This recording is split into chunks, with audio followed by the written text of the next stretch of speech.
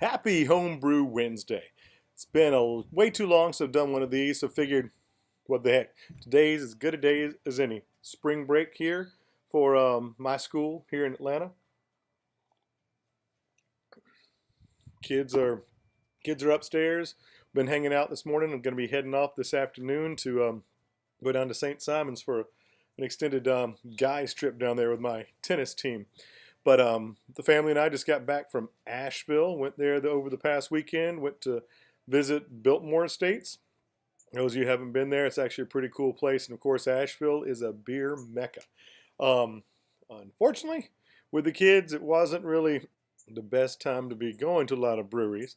But I was able to get by Wicked Weed to buy some things there. Was also able to, we went by Asheville Brewing Company, which is a really cool spot. Not enough places like that around anywhere, really. And actually, that'd be a pretty cool place here in Atlanta as well. They have 3 locations. Have some pretty good beers on draft, but it's kind of neat because it's a family-oriented restaurant, arcade, and also has a movie theater. They show, I guess, the movies that have been out for a while. They bring them back and put them in the theater. So, again, like the website says, you're not a bad parent for taking your kids there. You're a wise parent because you can try the different beers, have some pretty good pizza, and hang out as well. So anyway, I guess since the last time I really did a Homebrew Wednesday, a lot has changed. We are finally in the new house. We've actually moved in back over Martin Luther King weekend. Closed back at the end of December, but we've gotten in. Everything's pretty much settled now, thankfully. It was a long time. Was grateful that the way the interim period ended up working out, but it was definitely glad to finally get into a house. We're enjoying it, settling into the space, getting all the rooms settled. Still working on the basement area. It's a finished basement for the most part, which is great, but still playing around with the sound system. Just really haven't had a whole lot of time to play around with it down here, and going to be hopefully doing that over the next few weeks or so, get it going. Also, I've got a Keezer that I built. It's in operation, having a little bit of an issue with the, I'm thinking it's the actual gas attachments that go on to the kegs, where it was letting the gas come out. Got to fully finish testing that to see what is really causing that issue, but got them shut off and got them in there just staying cold, and reforce carbonated them with another keg, so they're fine, but I can get them turned back on. It was a fun build to do. Talked to a whole bunch of people about the best way to get that done. Found me a chest freezer on the Nextdoor app. I'm not sure if that's available all over, but it's kind of like a Craigslist, whatever, kind of neighborhood announcement thing. But chest freezer for free. It is able to easily fit 3 corny kegs in it, plus has a shelf for the gas inside of it. So got those, and also on the recommendation of Josh Secor, got the Intertap taps for it, which are really cool because they got the tips on them are interchangeable. Not only is it able to have the regular pour, but it's got a stout tip you can put on it. It's got a growler fill tip you can put on it. Also a ball lock attachment you can put on, which, like Wally said, that's a great thing to be able to use for when you're using like the beer gun, like the Last Straw or the Blickman that normally would go under your corny keg. You can tap it on that, open up the taps, and be able to use your beer gun to go straight out of the Keezer into the bottles. So that's going to be nice. Got that area set up down there. I've actually been able to do 1 brew so far in the new place. I found a recipe for a Sip of Sunshine clone on Craft Beer and Brewing Magazine. Citra Bomb. Lots and lots of Citra. I think about 10 ounces after the dry hops. Got that brewed. It's carbonating upstairs, I've got it carbonating in the refrigerator upstairs, so when I get back from my trip, it'll be ready to go. Put it on tap. I've got a little bit of footage of that brew day that I'll throw in here. Also trying out for the first time the RV water filter. Got it connected up to the drinking water safe hose. Had it hooked up to run it in for the brew kettle. Got it coming up to temperature now, getting ready to get to a boil so we can start dropping some hops. It's smelling good. Here firing up.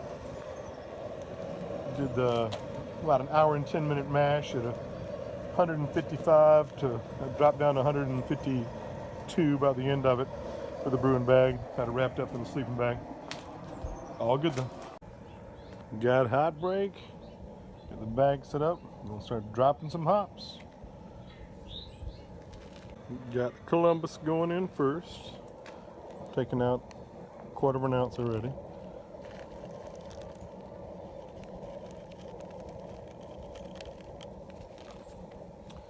There we go. Get it stirred up. Ooh, smelling good. 20-minute addition, ounce of Citra. Man, really would like to have some smell-o-vision.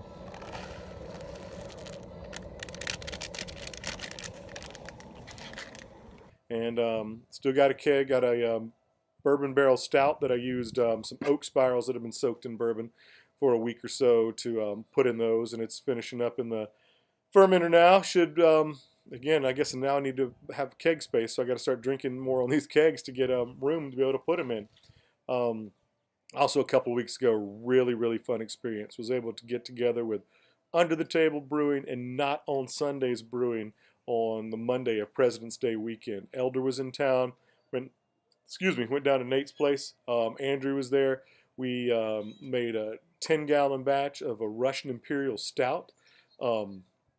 We also, Andrew made a Saison there as well, and got to try some fabulous beers. Got to try some awesome cheese. Thanks again, Dan. And also just a bunch of different home brews that other people had brought, whether it was Andrew's, I guess his entry in the SJ Pour Challenge, plus his version of the Russian Imperial Stout. Got to try Elder's Dark Cherry Stout. Got to try Smurf Juice from Tyler, which was just awesome. But anyway, got some footage from that. I'll throw in here.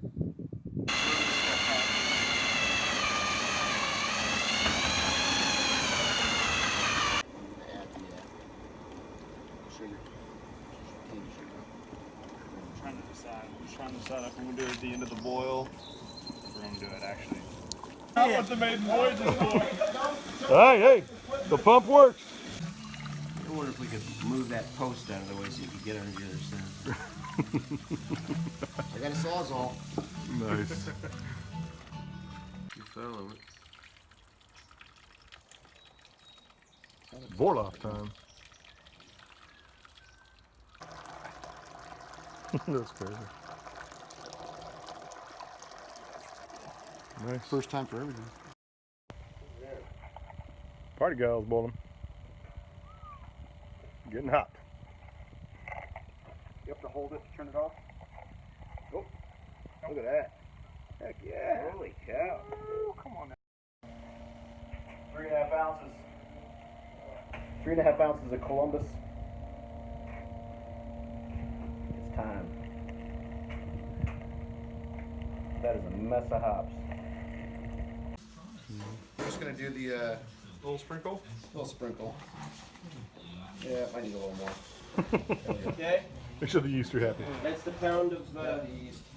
So anyway, it was just such an awesome time to be able to get together with those guys. It was, I guess, the unfortunate thing, it was on a Monday for me, which was a day off, but I had to go to work on Tuesday, so I had to pace myself a little bit. But that Cantillon Creek, there was the last thing we tried. Wow, that was really good. It does set the bar very high for sours, no matter where you get them from. So down in St. Simons, it's right there. It's pretty close to South Carolina, so hoping to be able to pick up some things from the South Carolina breweries, Holy City.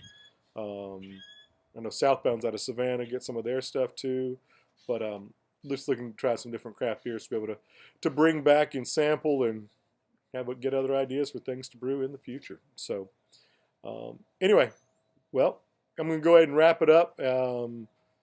Again, just trying to get back out there, trying to make some videos, try to be a little more consistent with it now that in a more steady environment, I guess.